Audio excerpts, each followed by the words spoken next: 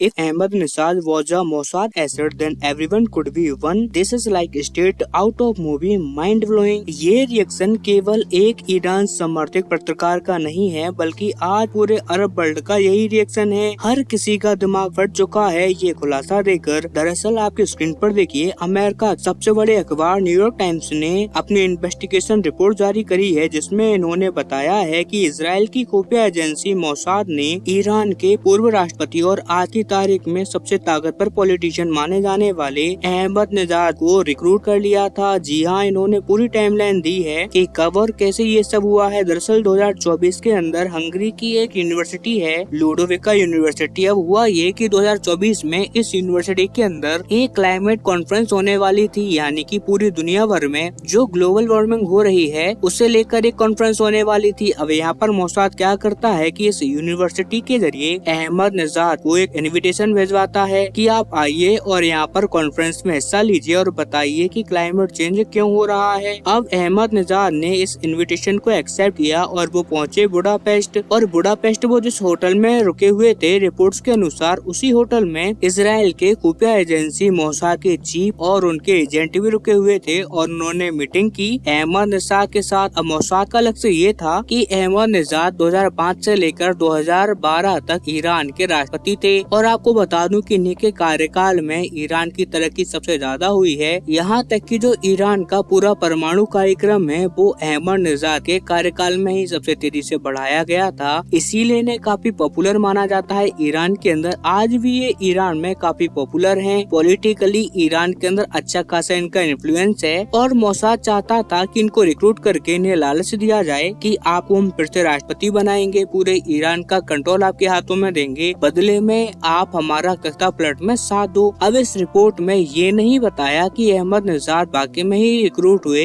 या उन्होंने मना कर दिया, लेकिन इस 2024 के बाद ईरान में कुछ घटनाएं हुई जो मैं अब आपको बताता चलूंगा, जिससे आपको पूरा खेल समझ आ जाएगा। 2024 में इस मीटिंग के बाद अचानक से ईरान के राष्ट्रपति रईसी का हेलीकॉप्टर क्रैश हो जाता है, जिसमें न केवल रईसी बल्कि ईरान के फॉरेन मिनिस्टर भी मारे जाते हैं। इसके अलावा इनके डिफेंस मिनिस्टर, यहाँ तक कि इनके जो पावर हायरार्की है जिसमें सुप्रीम लीडर के बाद नंबर आता है सुप्रीम काउंसिलर के अध्यक्ष का, वो अध्यक्ष भी अपनी जान गंवा देता है। कुल मिलाकर आधे से ज्यादा लीडरशिप साफ हो गई इस हेलीकॉप्टर क्रैश में। इसके बाद हुआ क्या कि ईरान में अचानक से प्रोटेस्ट स्टार्ट हो जाते हैं बड़े लेवल पर। 2025 में बहुत ही इंसेन लेवल पर ये प्रोटेस्ट स्टार्ट होते हैं, लेकिन इन प्रदर्शनों के बावजूद तख्ता पलट नहीं हुआ, जबकि उम्मीद ये की जा रही थी कि इनकी लीडरशिप मारी जा चुकी है, रईसी का सफाया हो चुका है और अब तख्ता पलट हो जाएगा, लेकिन वो नहीं हो पाया। इसके पीछे मोसाद और सीआईए को ये लगा कि शायद सुप्रीम लीडर की वजह से तख्ता पलट नहीं हो पा रहा है, क्योंकि वो सुप्रीम हायरार्की है, जब तक उसका सफाया नहीं होगा तब तक शायद तख्ता पलट ना हो, इसीलिए हमें सुप्रीम लीडर को मारना होगा। लेकिन सुप्रीम लीडर को मारना इतना आसान काम तो है नहीं, उन्हें बहुत खुफिया सुरक्षा में रखा जाता है। मगर अचानक से 2026 में पता लगता है मोसाद को कि कहाँ है सुप्रीम लीडर, और उस सुप्रीम लीडर की भी पिन पॉइंट एग्जैक्ट लोकेशन के बारे में पता लगता है और उस पर कार्रवाई करते हैं अमेरिका इजराइल मिलकर और बंकर बस्टर बम गिराया जाता है। और इस हमले में सुप्रीम लीडर अयतुल्ला अली खमनेई को उनके आधे से ज्यादा परिवार के साथ मार गिराया जाता है। लेकिन हैरानी की बात तो ये है कि उसके बाद भी सफाया नहीं हो पाया। ईरान की रिजीम का वो अभी भी ज्यों की त्यों टिकी हुई है, लेकिन अब ईरान के अंदर सिर खुदा रहे थे लोग कि यार हमारा पहले राष्ट्रपति मार दिया, उसके बाद हमारी आधे से ज्यादा लीडरशिप साफ कर दी, फिर हमारे न्यूक्लियर चीफ को मार दिया, उसके बाद जो हमारे सुप्रीम लीडर हैं अयतुल्ला अली खमनेई उनको भी मार दिया, वो भी केवल 2 सालों के अंदर। अब समस्या ये है कि इजराइल और अमेरिका को इन सब चीजों के बारे में इतनी ज्यादा डीपली जानकारी कैसे मिल रही है कि हमारे ही अंदर वो इतनी आसानी से किसी का भी पता लगा ले रहे हैं और उसे मार भी दे रहे हैं। तो आई एम श्योर इसमें कोई अंदर का आदमी है जो कि बहुत ही ज्यादा हाईली पावरफुल है, जिसके अच्छे खासे कनेक्शन है। इसीलिए ईरान की जो IRGC है, यानी कि जो सुप्रीम लीडर के अंदर काम करने वाली आर्मी है, यानी कि IRGC, उसी के पॉलिटिकल लीडर को सबसे पहले तो हाई अरेस्ट,